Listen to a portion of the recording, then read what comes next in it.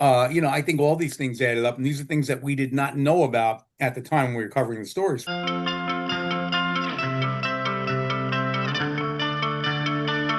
I'm Logan Crawford, and right now on the Spotlight Network, we're cracking open the untold stories behind some of the most pivotal moments in New York sports history. We're talking about an amazing book. It is called Purge, and it's written by former Madison Square Garden president Bob Gutkowski. In the book, he reveals how he broke a 54-year curse, how Pat Riley's shocking exit rocked the Knicks, and how the Yes Network transformed the Yankees. It's a front row seat to the high stakes world of sports, celebrity, and media power plays, all from the man who lived it.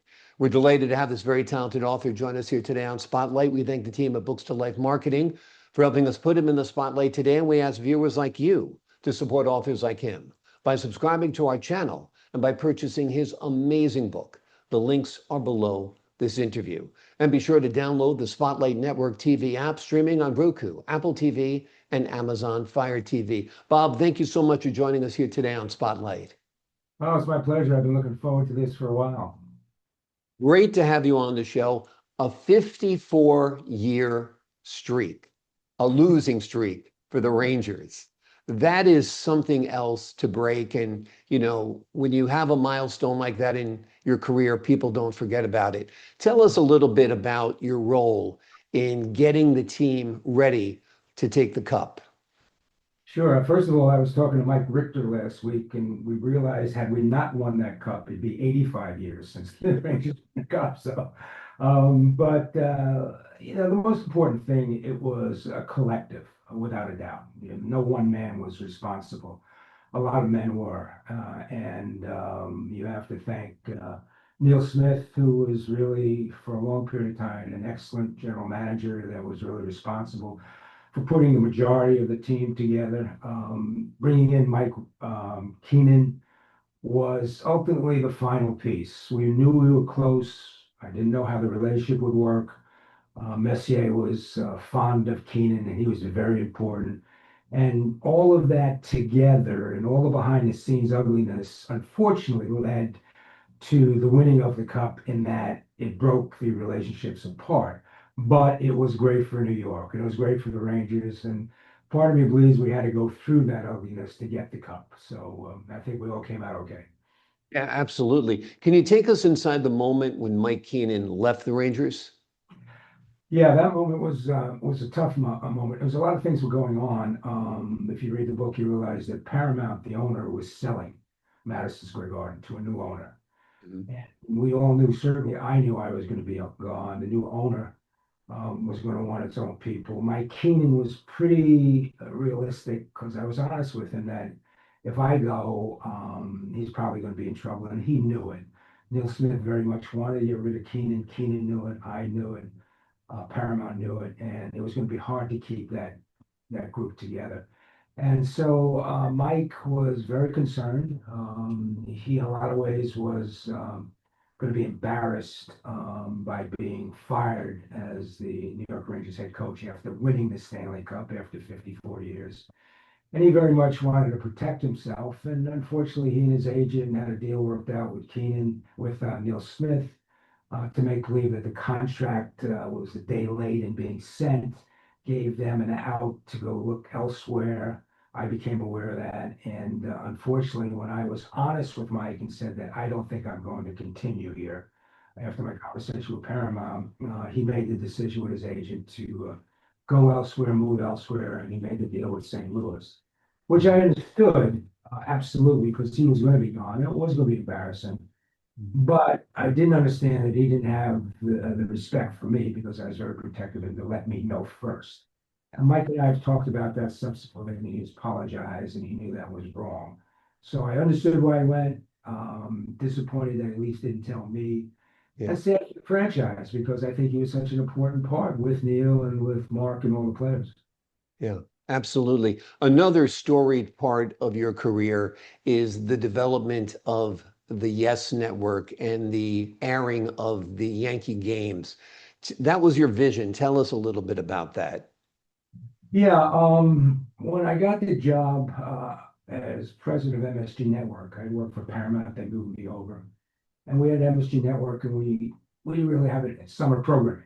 We had the Knicks and Rangers and then repeats and whatever. And if you really wanted to be a powerful regional sports network, you needed baseball. You needed that third sport. But the reality was there wasn't one televised sports game on basic cable from baseball. Every baseball game was on pay. MSG was basic, so it was going to take quite a move and an effort by us and Paramount to get the Yankees away from Cablevision and a gentleman named Chuck Dolan. And we wound up pulling it off for $486 million. And it changed the industry. I was called the man who ruined baseball or whatever. But it really made us a compelling regional sports network. Outstanding, as a matter of fact. So when I was leaving and George's deal was coming to an end, it was going to be in 2000, and I knew that Cablevision was really going to stick on this time. We gave him $486 million, and I don't think they wanted to give him more than 250.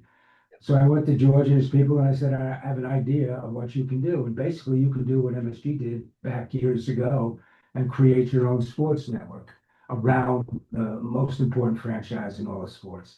He didn't understand it, we laid it out. I had partners at that point, Chet Simmons, who created and was the first president of ESPN.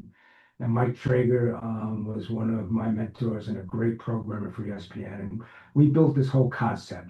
And we are joined right now by legendary sports journalist Wally Matthews, who is a co-author of this book. Wally, thank you so much for joining us here today on the Spotlight Network. My pleasure, Logan. Wally, tell us what it was like working with Bob on this project, how you guys wound up working together. Had you been friends from back in the day when Bob was the boss of MSG? Well, not exactly. You know, I was a columnist for the Post, and he was just a guy that I saw in like his prom outfit every night in the garden. I obviously I knew who he was, but you know, I thought, you know, why is this guy parading around in his tuxedo every night? And I learned later, obviously, when we worked on the book, that there was a superstitious quality, you know, to Bob thinking that the tuxedo was helping the Rangers win, and he turned out to be right about that. But no, we really became friendly after all this had ended. Because as I said, we had, you know, not, I wouldn't say an adversarial relationship, but I was a reporter and he was somebody that I covered. And then after he left the Garden, we became friendly because he was a good source of Yankee material for me because of his involvement with the development of the Yes Network. And I was covering that story. And then sitting down to write the book with him, and we spent, geez, the better part of 5 years on and off because, you know, during COVID, we stepped away from it because I was doing something else. So we were together for a long time on this, and I learned a lot about Bob that I wish I had known back in the 90s when I was covering him. And you know, he's an interesting guy. He's had an amazing life, as you see in the book, and he presided over the last time the Garden was actually the place to be in New York City. Exactly. The Yes Network really was a game changer. It changed the landscape of sports television. You're a broadcaster, you're a journalist. Tell us how this helped reshape the landscape of New York televised sports. Well, you know, obviously the first effect was that it changed the financial picture for the Yankees. I mean, you know, they were always, you know, they were always the team that had the most money in baseball, but this like put them on another level. You know, they really, and you saw what happened. I mean, you know, they've upgraded the roster. They've signed a lot of free agents, some of whom have been great, some of whom have not been so great. They've spent incredible amounts of money. They're always, if not the top or the highest payroll in baseball, they're you know, one of the top three. And clearly you can't do that unless you own your own network. And if you take a look at all the top payrolls in baseball, it's teams that own their own, that have followed, you know, the lead set out by Bob and by George Steinbrenner, the Dodgers, the Mets. You know, they have their own networks, and they bring in tons of cash, and then they spend it on lineups, and you see the result. I mean, you know, these are teams that are always in the playoffs, are always in contention for the World Series every year. Exactly. It was a game changer, and it was the brainchild of Bob. Bob, let's talk a little bit about a guy who sent you a fax one day saying he was resigning, apparently. Tell us a little bit about Pat Riley and the Well, reason why he resigned from the Knicks. Yeah, Pat was one of a kind, still is one of a kind. He was a terrific coach for the New York Rangers, got him very close to a championship. Unfortunately, we lost in the seventh game in '94, and if John Stark shot 2 for 18, if he shot 6 for 18, I'd have 2 rings. But he was outstanding. But I knew as the president that at some point he was going to want more, and I knew that the president of the Knicks, Dave Checkers, was not going to want to give him more. So at some point there was going to be a conflict, and I made the decision, and I talked to at that point Viacom that I had decided that I wanted to keep Riley, and we would move the executive out and have Riley become president of the Knicks, and move up Ernie Grunfeld. But I left before that could happen. But I did tell the owners, you're going to have a real problem. Yeah. And I knew that the president of the Knicks did not want Riley to be president of the Knicks. So the day that I was told I was no longer necessary by Paramount, the Knicks president came up to my office and said, I got a real problem. And I said, what's that? You're going to be named president of the Knicks. He says, well, Riley's going to want to be president of the Knicks, and I can never allow him to run my team. And that's when I knew it was all over. And what happened was Riley ultimately became aware that Checkers was never going to make him president of the Knicks. And he decided that it was time to go. He had no upside there. And it didn't surprise me. In fact, I was pretty sure I was going to Miami when I read a couple of months before that the owner of Miami would get a piece of equity of the Heat. And that's what Pat wanted. And he wasn't going to get it at Madison Square Garden. So unfortunately, a good group, once again, egos always come into play in sports and in most businesses.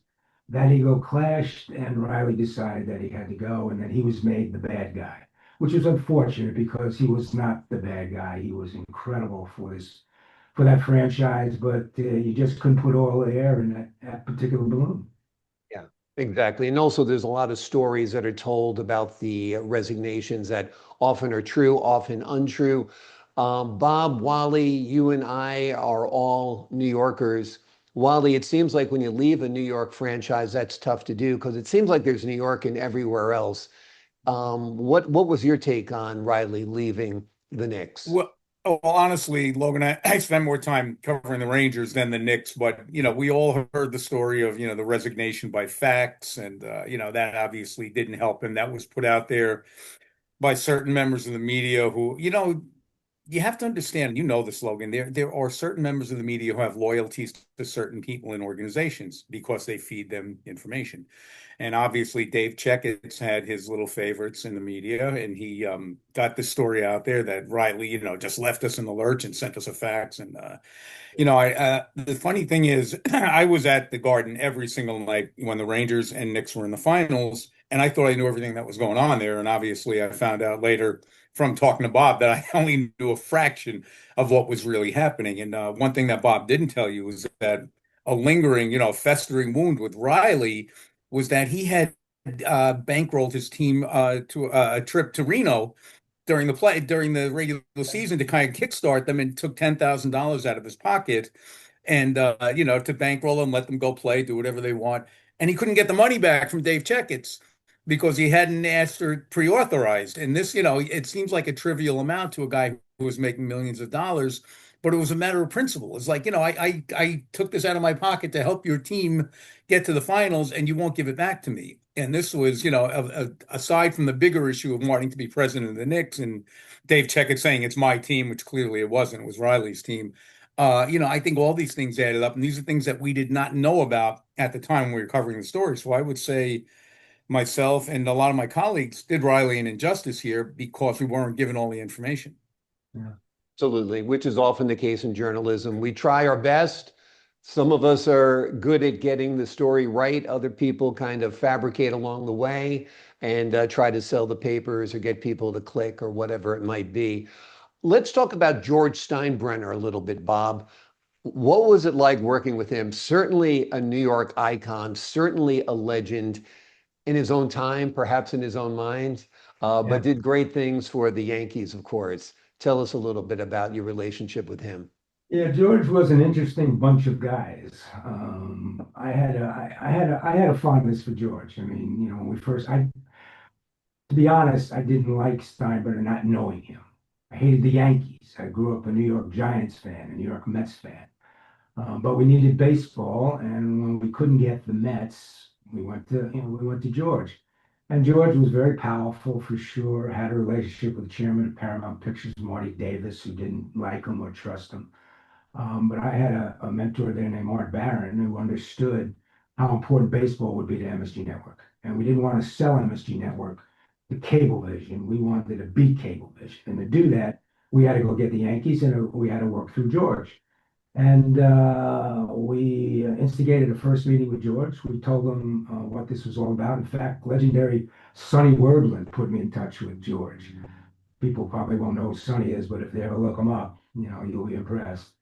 And I told him that I was new. I wanted to get baseball. Basic was going to grow, not pay. That was going to die. And Yankees, Knicks, Rangers, what a combination. And so we initiated a discussion. And he came up to Paramount, and we told him what we wanted to do. He had a deal 2 years forward before he could leave Cablevision. So even if we made a deal, and at that point we couldn't get it for 3 years, but we wanted it. And he played the game with us, and he came back and said, you know, I'll do this for $486 million. And we said, where'd you get that number from? You know, so we had to rework it. It was more than we had originally thought about. And if we asked them once, we asked them 1,000 times, can you do this deal now? Even though it's 2 years down the road, can you do this deal? Absolutely, don't worry about it. I won't get the lawyers involved. They screw everything up. In the morning, we were going to sign the contract, and the press release was going to go out. His lawyers at a place called Shea and Gould showed up and said, George can't make this deal. And George did not show up. And, the place went crazy. I mean, my bosses wanted to shoot me in the back of the head, let alone the front of the head. And George called back that afternoon, said, this is a mistake. It's the lawyer's fault. I will not make a new deal. And he waited for 2 years, and we kept the lid on that deal for over 2 years. And the 11th hour, George did come back and try to get more money, but Art Barron told him no way. So it was a very aggressive relationship in that, George would always try and come back at you. George is one of those guys that wanted to get in your face, wanted control. And I never accepted that. That was, as a New Yorker, I would go back in his face, and we had a great respect and a fondness for each other. And I did tell him that Cablevision, after I was going to screw him, and that I had an idea of what he could do. And even if he didn't do it, Logan, I said, let them think you're going to do it, because then you're going to get more money. You will have that good arrow in your quiver. And he did. And I never named it the Yes Network. I said, try and get involved with the Nets and the Devils. I brought them together. And it turned out to be very good for George, not so good for me. But greatest franchise in the world. Yeah, without a doubt, and still going strong today, built upon the empire that George built, no doubt. Wally, let me ask you this. What do you hope readers take away from Gut Punch? Well, I hope they realize that, Bob is a seminal figure in the development of sports television. You hear about, the Roone Arledges and Dick Ebersols and guys like that. But, Bob deserves a lot of credit. Just when you trace his history from NBC to ESPN to, MSG, and then to becoming president of the Garden, it's really a pretty incredible journey. And, he was the boss at Madison Square Garden when they had one bright shining moment. I mean, I don't know what's going to happen with the Knicks this year, but, at the time, in 1994, the Rangers hadn't won the Stanley Cup in 54 years.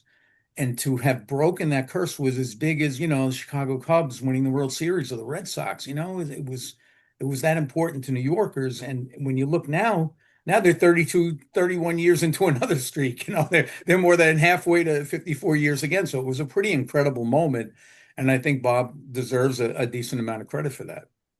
Absolutely. Bob, when you look back on your career, there are so many chapters, there are so many highlights. Is there one thing that stands out, or, one moment you'd like to share with the audience today before we say so long to you? For me personally, in my career, I think running MSG Network was the one I loved the best. I was a TV guy, experienced at ESPN, NBC Sports, but had my own network theoretically and really try and build that and change what the regional sports industry was by bringing baseball. As I said, not one baseball game was on basic cable. And really, Dick Ebersol once called me and said, you guys are as good as we are. And that meant a lot.